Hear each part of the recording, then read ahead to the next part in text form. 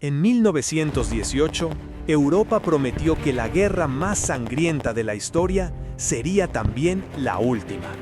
Millones de muertos, ciudades destruidas, imperios que habían desaparecido y generaciones enteras marcadas por el trauma. Pero apenas 20 años después, el continente volvió a sumergirse en una catástrofe aún mayor. ¿Cómo pudo pasar? ¿Cómo un continente que había jurado paz terminó otra vez en llamas? Para entenderlo, debemos regresar al final de la Primera Guerra Mundial. Cuando en noviembre de 1918 Alemania se rindió, no lo hizo porque sus ejércitos estuvieran completamente derrotados en el campo de batalla, sino porque la presión interna, el hambre y la falta de recursos hicieron insostenible continuar. Eso dejó una peligrosa sensación en muchos alemanes, la idea de que habían sido traicionados desde adentro y no vencidos en el frente. Una idea que, con el tiempo, sería explotada por líderes radicales.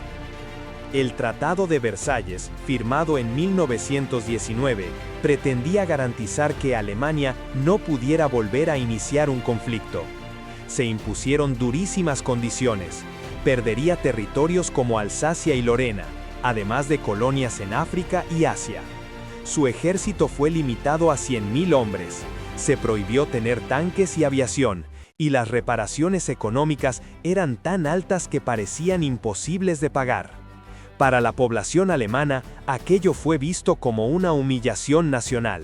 Muchos comenzaron a hablar del Diktat, el dictado impuesto por los vencedores, un veneno que envenenó la política alemana durante 2 décadas. Pero no era solo Alemania la que sufría. Europa entera estaba quebrada. Imperios milenarios como el austrohúngaro y el otomano se habían desintegrado, dejando nuevos países frágiles llenos de tensiones étnicas y fronteras disputadas. Checoslovaquia, Yugoslavia, Polonia, todos nacían en un ambiente de incertidumbre y rivalidades. La promesa de un nuevo orden de paz sonaba bien en el papel, pero la realidad era otra. Europa estaba sembrada de resentimientos. En Alemania, la nueva República de Weimar intentaba sostenerse entre el caos político y social. Era un sistema democrático, pero nunca logró estabilidad. En apenas 14 años tuvo más de una docena de cancilleres. La economía estaba en ruinas. En 1923, la inflación se disparó a niveles tan absurdos que la gente necesitaba carretillas de billetes para comprar pan. Historias de familias que gastaban su salario en el mismo día porque al día siguiente no alcanzaba para nada se volvieron comunes. Esa crisis dejó una huella profunda. La democracia parecía incapaz de dar soluciones. A finales de los años 20 parecía haber una ligera recuperación, pero en 1929 llegó el crack de Wall Street y la Gran Depresión. Las bolsas se derrumbaron, las industrias colapsaron y el desempleo se disparó en todo el mundo. Alemania, que dependía de préstamos extranjeros para sostenerse, se hundió aún más. Millones quedaron sin trabajo, las calles se llenaron de protestas y el miedo se convirtió en la emoción dominante. En ese ambiente de desesperanza, las voces extremistas empezaron a sonar cada vez más atractivas. Italia fue el primer ejemplo. En 1922, Benito Mussolini llegó al poder con su movimiento fascista, prometiendo orden, disciplina y orgullo nacional. Su éxito inspiró a otros. En Alemania, un veterano de la Primera Guerra Mundial llamado Adolf Hitler comenzó a destacar. Supo tocar las fibras más sensibles, el resentimiento contra Versalles, la crisis económica y la necesidad de encontrar culpables. Su mensaje era simple y poderoso. Alemania había sido traicionada y él devolvería la grandeza perdida. El partido nazi creció gracias a la propaganda, los discursos incendiarios y una organización que parecía imparable. Hitler se presentaba como un líder fuerte, alguien capaz de dar lo que la democracia no podía. A través de consignas, símbolos y espectáculos masivos, convirtió la política en un ritual emocional. Muchos alemanes, cansados del hambre y la incertidumbre, comenzaron a seguirlo. Mientras tanto, en la Unión Soviética, Stalin consolidaba un régimen férreo. Millones fueron perseguidos, encarcelados o ejecutados en purgas que buscaban eliminar cualquier oposición. Al mismo tiempo, la propaganda soviética mostraba un país en crecimiento, industrializado y fuerte. Para muchos fuera de la URSS, el comunismo parecía otra opción radical frente al fracaso del liberalismo y la democracia. Europa estaba atrapada entre dos extremos, el fascismo y el comunismo. En medio, las democracias parecían cada vez más débiles. El escenario internacional también reflejaba esa fragilidad. Japón invadió Manchuria en 1931, y la Sociedad de Naciones, el organismo creado para garantizar la paz, fue incapaz de detenerlo.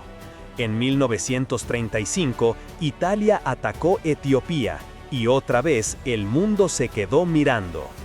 Alemania, por su parte, comenzó a romper abiertamente las restricciones de Versalles.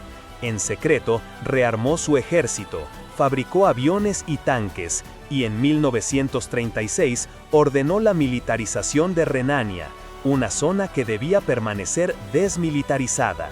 La reacción internacional fue nula. Francia y Reino Unido, traumatizados por los horrores de la Primera Guerra Mundial, preferían evitar cualquier enfrentamiento. Era la política de apaciguamiento, ceder con la esperanza de mantener la paz. Para Hitler, cada paso sin respuesta era un triunfo. En 1938 anexó Austria en el Anschluss, recibido con júbilo por una parte de la población austríaca. Poco después, exigió la región de los Sudetes en Checoslovaquia, alegando que allí vivían millones de alemanes. En la conferencia de Múnich, los líderes europeos cedieron otra vez, convencidos de que esa sería su última ambición. La paz está asegurada, declaró el primer ministro británico Neville Chamberlain.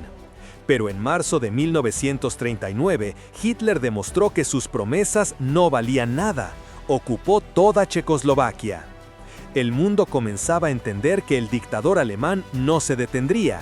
La última sorpresa llegó en agosto de 1939, cuando Alemania y la Unión Soviética firmaron el pacto Ribbentrop-Molotov.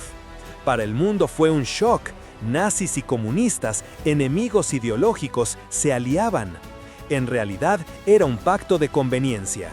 El acuerdo incluía un protocolo secreto para repartirse Polonia y otras zonas de Europa del Este.